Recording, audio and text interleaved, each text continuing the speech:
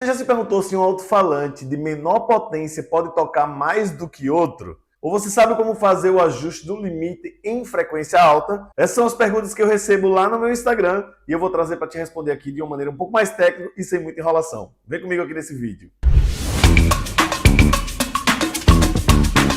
Fala aí, gente, eu sou o Renan Lopes aqui do Projeto Estudo do Áudio. Se você quer realmente aprender sobre som, já me segue aí que a gente traz respostas toda semana aqui para contribuir com o teu aprendizado. Então vamos lá, sem muita enrolação, a gente vai começar essa primeira pergunta aqui do Maciel Dourado, que ele pergunta: por que às vezes um falante de mesmo tamanho e de potência menor rende mais do que o outro? Maciel, é muito interessante porque muito se fala que falante não é só potência, você tem que observar também a eficiência do alto-falante. E isso é fato, tá? Já se é falado há muito tempo que o falante não é só potência, mas eficiência.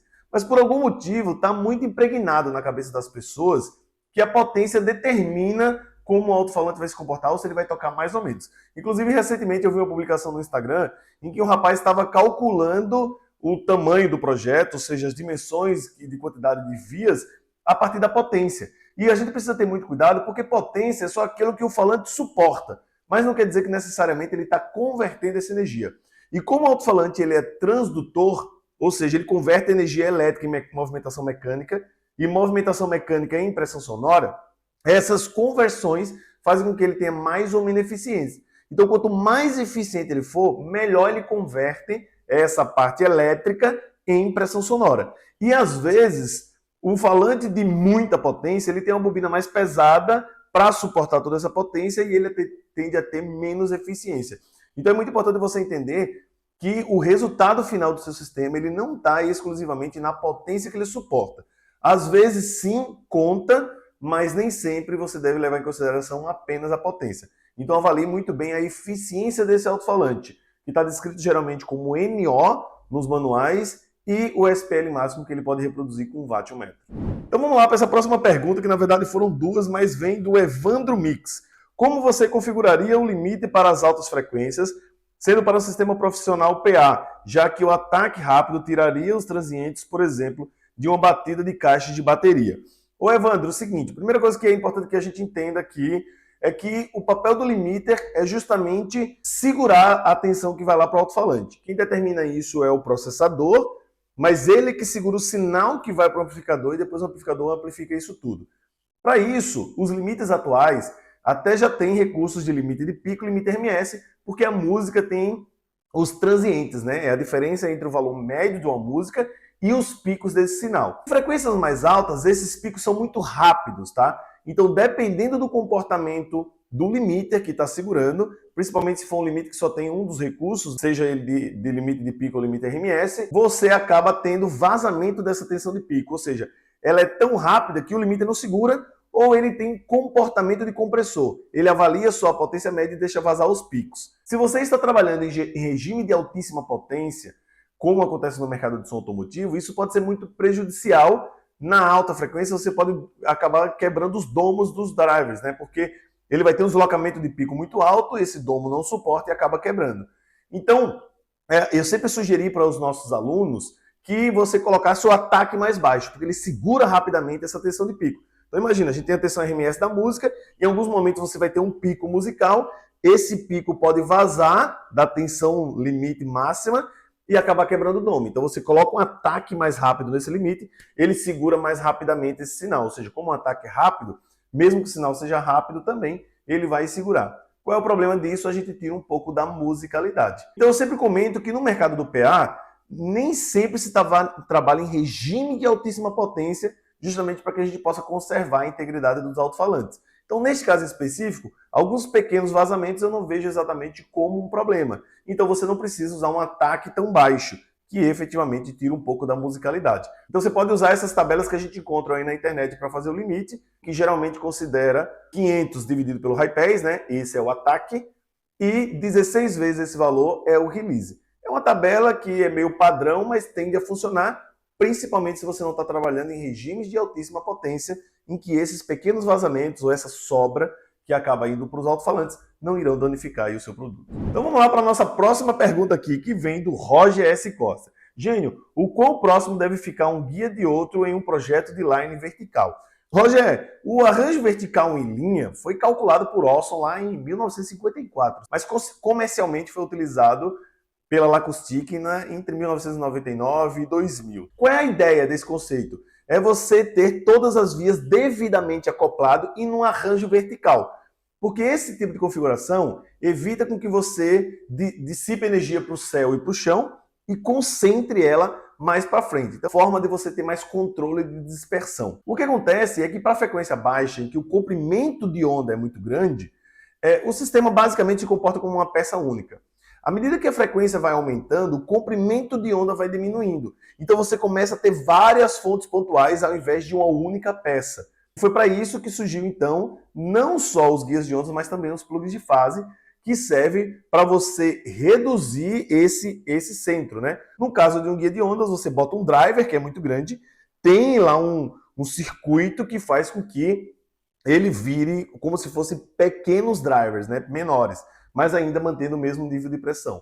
Então, é muito importante que você sempre tente manter o mais próximo possível, sempre um colado no outro, para que você não tenha distância, porque se você distanciar essas peças, você vai ter ali buracos, fazem com que eles não tenham acoplamento, e aí, por consequência, você vai ter diversas fontes sonoras ao invés de uma única peça se comportando como uma frente de onda, né? Como se fosse uma única fita. Então, a gente sempre sugere que, à medida que você vai aumentando as frequências, você tem que ir aproximando mais ainda os falantes que irão emitir essa frequência para que você tenha um melhor acoplamento entre eles. E é por isso que usa, então, os guias de ondas. E eu aproveito a oportunidade para dizer que a gente tem o guia de ondas da Caixa, que tem até inclusive um aqui atrás, tem outro lá na ponta, e que você, caso tenha interesse de conhecer, lá no Instagram nós temos instagram.com/acaixaacústica ou entra no nosso site no www.acaixaacústica.com.br, o link está aqui na descrição. Inclusive, a gente está com promoções de guia de ondas, em que você compra 3 peças e ganha a 4ª peça gratuitamente. Continuando aqui com as nossas perguntas, essa próxima está vindo do John Fornale. Gênio, qual é o melhor corte em dB para ter menos deslocamento do cone?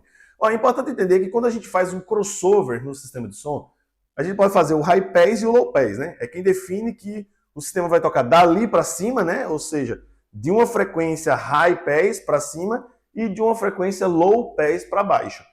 Os filtros high pass, o passa alta, ele trabalha muito o cone do falante, porque à medida que os falantes vão tocando frequência baixa, frequências subsônicas, eles vão aumentando o deslocamento desse cone. Mesmo que eu estiver falando de um driver, se esse driver trocar frequências mais baixas, eu vou aumentar o deslocamento do domo desse driver, que pode danificá-lo, como danificaria um alto-falante. Então, os filtros high pass, eles contribuem para que você diminua o deslocamento do cone do alto-falante. É óbvio que, inevitavelmente, vai cortar frequências baixas, mas você diminui esse deslocamento do cone.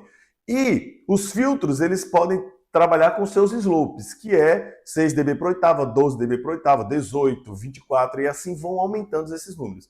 Isso quer dizer que uma oitava abaixo do filtro, no caso de um high pass, ele tem aquela atenuação, aquela queda de SPL.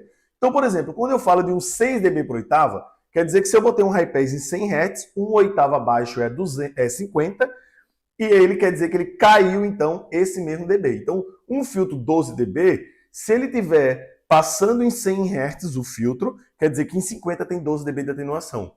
Um filtro 24 dB vai ter 24 dB de atenuação e um 48 dB vai ter 48 dB de atenuação. Então, quanto maior for o slope desse filtro, menos energia de baixa você vai ter. Então, você diminui mais ainda o deslocamento do cone. Então, filtros de slopes altos têm menos deslocamento de cone, mas tem menos frequências baixas. Filtro com slopes baixos tem mais deslocamento do cone, mas garante frequências mais baixas. Essa nossa próxima pergunta eu recebo bastante sobre esse comentário, que são os usos de ferramentas. E ela vem do Fastvolks. No curso, uma pessoa que não sabe nada aprende a dominar o tão famoso osciloscópio. Gênio, a gente tem treinamentos online, né? Se você está perguntando, então aí é porque já deve ter ciência disso. A gente tem os cursos aqui do Projeto Estudo do Áudio, e em um desses cursos a gente fala sobre elétrica e alinhamento no mercado de som automotivo. Lá dentro, a gente tem um módulo específico para falar sobre instrumentos de medição. Então eu explico um pouco sobre o multímetro, o alicate a perímetro, o osciloscópio, e mostro na prática como utilizar. Eu não vou te dizer que você fica especialista no assunto, como você comentou aqui, se você consegue dominar, porque depende muito também de ti. Eu ensino para que serve o instrumento, como olhar na tela, como configurar. Então, todas as informações necessárias para você utilizar o produto, a gente deixa isso muito claro no nosso curso online. Mas é importante que o teu treinamento, ou seja, a tua prática no dia a dia, faça com que você consiga dominar com mais clareza essa ferramenta, principalmente porque a gente tem diversos modelos no mercado. Então, dependendo daí do instrumento que você tem, pode ser que mude um pouco a forma de utilização, mas o conceito é igual para todos eles, e é justamente sobre isso que a gente fala no nosso curso online.